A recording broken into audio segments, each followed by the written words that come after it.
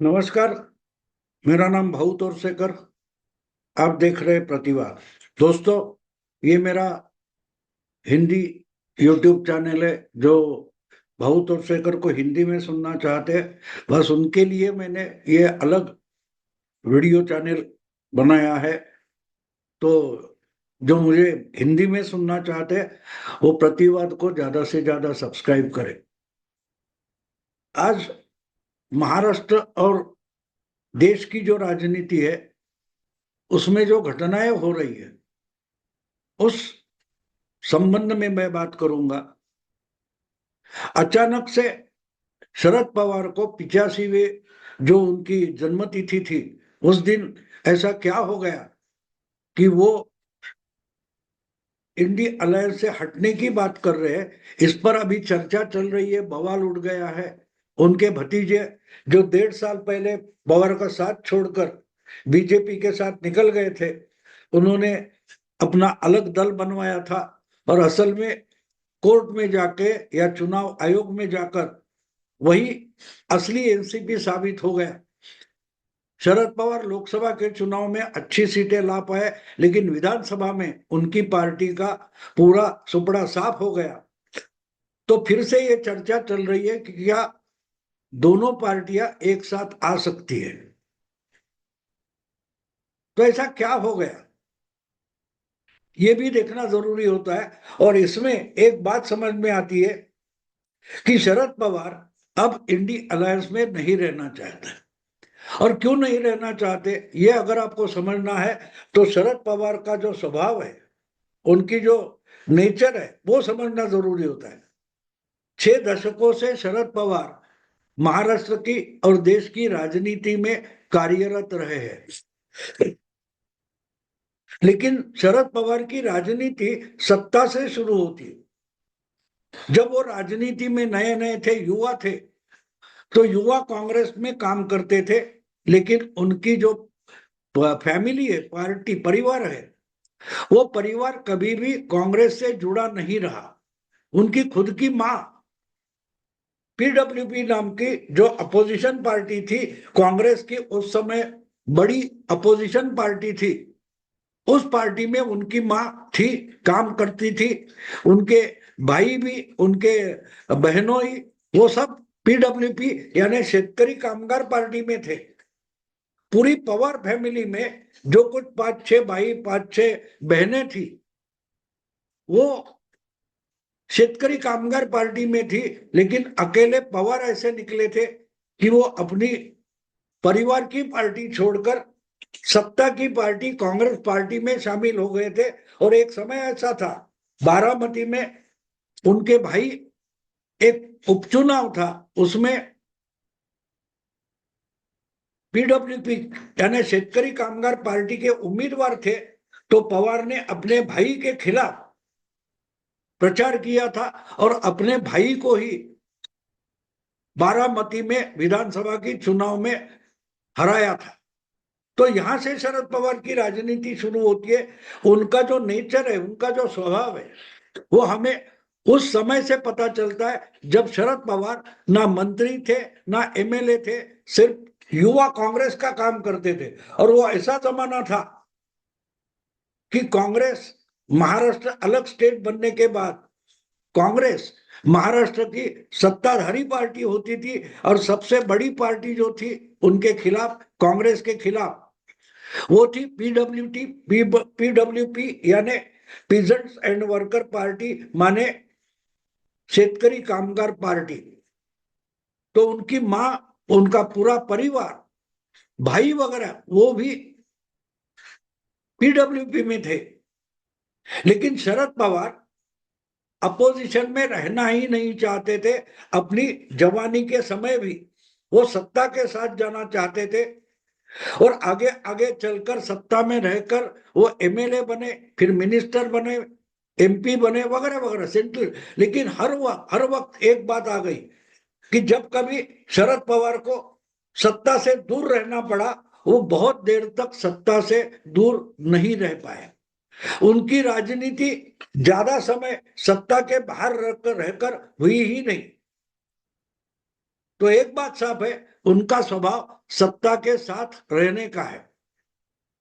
वो सत्ता की गर्मी में रहना चाहते हैं, ना कि अपोजिशन की संघर्ष वाली राजनीति उनको समझ में आती है, ना उनको उसका आकर्षण है। तो अब 10 साल हो गए शरद पवार राष्ट्रीय राजनीति में, नेशनल पॉलिटिक्स में है, और 10 साल मोदी जी ने तीसरा चुनाव जीतकर जब सरकार बनाई तो एनसीपी विरोधी राजनीति में थी, और इसी कारण उनको सत्ता में हिस्सा मिलना दुरापास्त हो गया। तो उनकी एक आशा थी कि 2024 का चुनाव मोदी जी हार जाएंगे, और इसलिए जो जोर शोर से अपोजिशन के प्रयास चल रहे थे उसमें शरद पवार इंडी अलायंस में थे।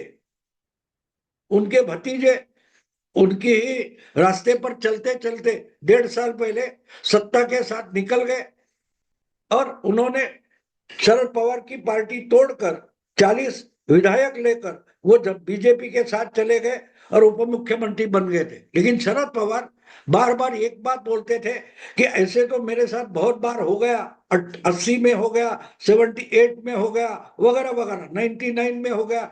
मैंने नए से अपनी पार्टी खड़ी की है और मैं हमेशा संघर्ष करता रहा।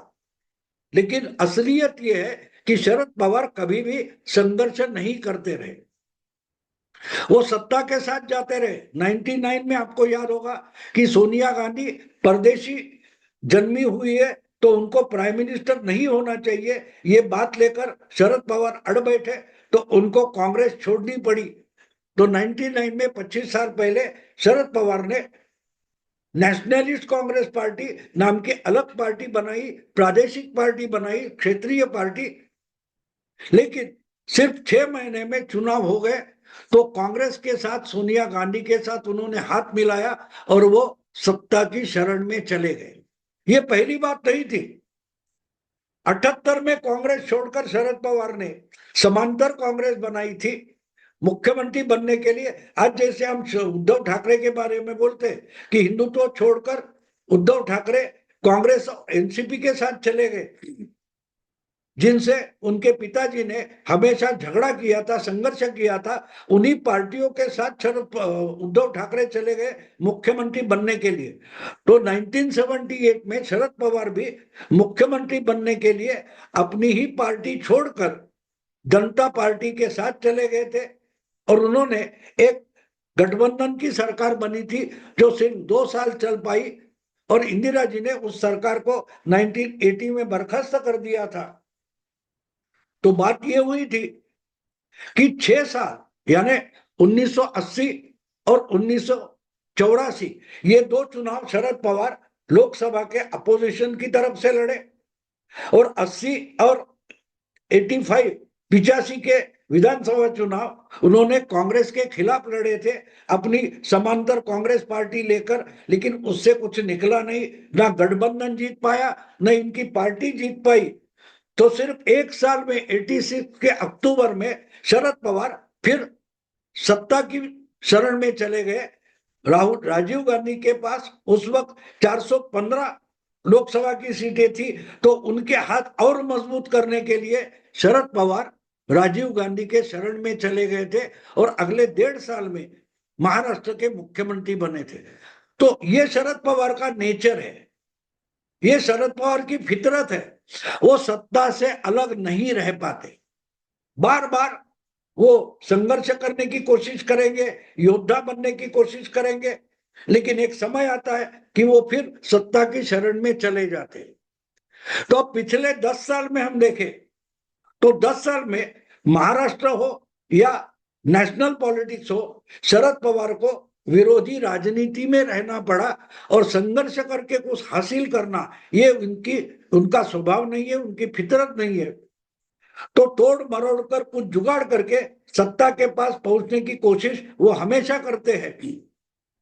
2014 में उन्होंने चुनाव के नतीजे आने से पहले सीधा सीधा बीजेपी को सपोर्ट डिक्लेयर कर दिया था। अब 5 साल बाद 2019 में उन्होंने शिवसेना बीजेपी में दुश्मनी पैदा कर दी और उद्धव को अपने साथ लेकर वो सत्ता में शामिल हो गए। तो मुद्दा इतना ही है कि शरद पवार सत्ता से दूर नहीं रह पाते। अब आप आज की स्थिति देखें तो आज की स्थिति साफ है। शरद पवार अब 85 साल के हो गए और अगला चुनाव और 4-5 साल दूर है, यानी कि उस समय शरद पवार शायद 90 साल के हो जाएंगे और आज जितनी भागदौड़ वो कर सकते हैं उतनी भी नहीं कर पाएंगे। इसलिए 5 साल के लिए सत्ता से बाहर बैठना उनके लिए मुश्किल साबित हो रहा है। तो इसलिए कुछ ना कुछ कारण निकालकर वो सत्ता के साथ जाना चाहते हैं, लेकिन बीजेपी के साथ जाएंगे तो आपकी विचारधारा कहां गई ये लोग पूछेंगे। तो ये भी शरद पवार का स्वभाव रहा है, ये इनका नेचर रहा है। वो मतलब निकालेंगे, अपना फायदा देखेंगे, लेकिन उसको विचारधारा आइडियोलॉजी का तड़का हमेशा देते। 2019 में उन्होंने चुनाव के नतीजे पूरे होने से पहले बीजेपी को सपोर्ट डिक्लेयर कर दिया था महाराष्ट्र में गवर्नमेंट बनाने के लिए, और कहा था कि महाराष्ट्र को मध्यावधि चुनाव मिड टर्म पोल परवड़ने वाली चीज नहीं है। तो इससे अच्छा है कि बीजेपी का सरकार बने लेकिन चुनाव जल्दीबाजी में ना हो, क्योंकि विधानसभा त्रिशंकु हो गई है। लेकिन 2 ही महीनों में उन्होंने बता दिया कि ये सरकार चलाना मेरी जिम्मेदारी नहीं है, और आखिर में देवेंद्र फडणवीस को उद्धव ठाकरे से हाथ मिलाना पड़ा और शिवसेना बीजेपी की सरकार बन गई। 5 साल बाद उन्होंने उद्धव ठाकरे को तोड़कर उनकी पार्टी को मतदाता ने नकारा था, फिर भी सत्ता लूट ली। अब ये बात है कि लोकसभा में उनको कुछ आशा दिखाई दे रही थी, लेकिन फिर से मोदी ने गवर्नमेंट बनाई तो वो देख रहे थे कि महाराष्ट्र में कुछ विधानसभा में हो पाएगा, लेकिन महाराष्ट्र के विधानसभा में इतनी बड़ी भारी जीत महायुति को मिल गई कि अब उनको भविष्य दिखाई दे रहा है कि और 5 साल चुनाव के लिए रुको, क्योंकि जिस जिस महायुति के पास इतना बड़ा बहुमत है उस युति की सरकार गिरना और जल्दी चुनाव आना पॉसिबल नहीं है। और नरेंद्र मोदी जिस ढंग से सरकार चला रहे, वो सरकार अगर हम देखें और समझे तो बात साफ है, नरेंद्र मोदी की सरकार भी इतने जल्दी ना गिरने वाली है, ना मिड टर्म पोल चुनाव लोकसभा के आने वाले हैं। तो सीधी बात है, शरद पवार साफ साफ भविष्य देख रहे हैं कि और 5 साल लोकसभा या विधानसभा का चुनाव होने वाला ही नहीं है। तो सत्ता के पास जाने के या सत्ता के नजदीक जाने का और कोई रास्ता उनको दिखाई नहीं दे रहा है। तो उन्होंने अपनी जन्मतिथि पर शायद ये तय कर लिया है कि मुझे भतीजे के साथ जाना चाहिए, क्योंकि भतीजा ऑलरेडी बीजेपी के साथ है, बीजेपी की सरकार में है, एनडीए के साथ है, लेकिन विचारधारा ये अड़ंग है। तो क्या करें? तो शायद ये तैयारी करेंगे शरद पवार कि मैं तो नहीं जाऊंगा, मेरे जो साथी है वो अपने भतीजे के साथ अजित दादा के साथ चले जाए और उनके जरिए सत्ता की नजदीकी पवार को हासिल हो सकती है।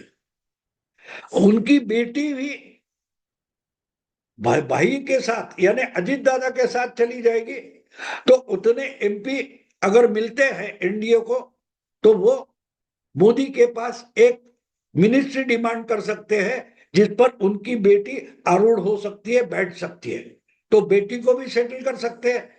तो शरद पवार का स्वभाव अगर हम समझे तो अचानक उनकी 85वीं जन्मतिथि पर क्या हुआ ये हमें समझ में आ सकता है। और इसका दूसरा एक कारण है कि जिस ढंग से इंडिया अलायंस चल रही है, कांग्रेस का नेतृत्व, और कांग्रेस का नेतृत्व मतलब राहुल गांधी और प्रियंका गांधी, ये कभी भी सत्ता के पास जाने की, सत्ता जीतने की कोशिश में है ही नहीं। वो एनजीओ जैसी पार्टी चला रहे। कांग्रेस अब आंदोलन जीवी बन गई है। तो एक कारण तो सत्ता के पास जाना है, और दूसरा कारण शरद पवार राहुल गांधी और प्रियंका वाड्रा से परेशान हो गए। वो गाना है ना, मुझे जगजीत सिंह या किसका है मालूम नहीं, मैं तुमसे नाराज नहीं, मैं तुमसे नाराज नहीं, ये जिंदगी हैरान हूं, परेशान हूं मैं। ये जो कोई गजल जैसा गीत था, वो लाइनें मुझे याद आती है कि एक तरीके से सोनिया गांधी, प्रियंका वाड्रा और राहुल गांधी को जो अनुभव 10 साल से शरद पवार ने लिया है, तो वो इस निचोड़ पर आ पहुंचे, इस निष्कर्ष तक आ पहुंचे कि मैं कांग्रेस से नाराज नहीं हूं, मैं राहुल से नाराज नहीं हूं, हैरान और परेशान हूं। आप पार्टी नहीं चला रहे, आप एक आंदोलन चला रहे हो। और लोकसभा के चुनाव में उतरने वाले या लोकतंत्र के चुनाव में उतरने वाली पार्टी होनी चाहिए, ना कि आंदोलन होना चाहिए।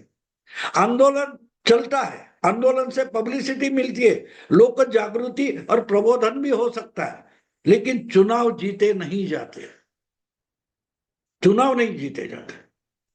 और शरद पवार को तो चुनाव जीतने हैं, चुनाव जीतने हैं। अगर चुनाव जीतना है तो जीतने वाले के साथ जाना पड़ता है। इनके भतीजे ने वही रास्ता चुना और वो आज सत्ता के पास पहुंच गए, और सत्ता में उनको बड़ा हिस्सा मिलने वाला है। तो उसकी शायद जलन शरद पवार को हो रही है कि भतीजा हमसे बड़ा सयाना निकला। तो इसीलिए शरद पवार शायद मन बना चुके हैं कि वो अपनी बेटी को सेटल करने के लिए बीजेपी के साथ जाएंगे। हाँ, लेकिन मुंह दिखाने के लायक नहीं रहूंगा तो मैं विरोध में बैठूंगा, बाकी की पार्टी उधर भेज दो। बात साफ है। वो आइडियोलॉजी को चिपक कर बैठेंगे और अपने ही साथ जो 8 एमपी बने हैं उनको बोलेंगे आप बगावत कर दो, आप अजीत के साथ चले जाओ। लेकिन वहां जाकर सत्ता पद मिलना चाहिए, सत्ता में हिस्सा होना चाहिए, जिसका फल मुझे भी चखने को मिलेगा, क्योंकि मैं तो गुरु हूं, मैं तो चाचा हूं, मैं तो बाप हूं। मैं तुम्हें गाली दूंगा, तुम मुझे गाली दे दो, मैं आलोचना करूंगा, आप आलोचना करो, लेकिन खाएंगे तो मिल बांट कर। तो दो कारण है, इनको सत्ता से अलग रहना पसंद नहीं और उनका वो नेचर नहीं है, एक बात है। और दूसरी बात, राहुल गांधी से इंडी अलायंस के सब दल अब परेशान हैं, तो उसमें रास्ता निकालने की कोशिश शरद पवार ने अपनी जन्मतिथि पर की है। और एक तरीके से वो बोल रहे हैं कि मैं नाराज नहीं हूं, मैं हैरान और परेशान हूं राहुल गांधी से। दोस्तों, अगर ये वीडियो पसंद है तो लाइक कीजिए, शेयर कीजिए और प्रतिवाद को सब्सक्राइब कीजिए। नमस्कार।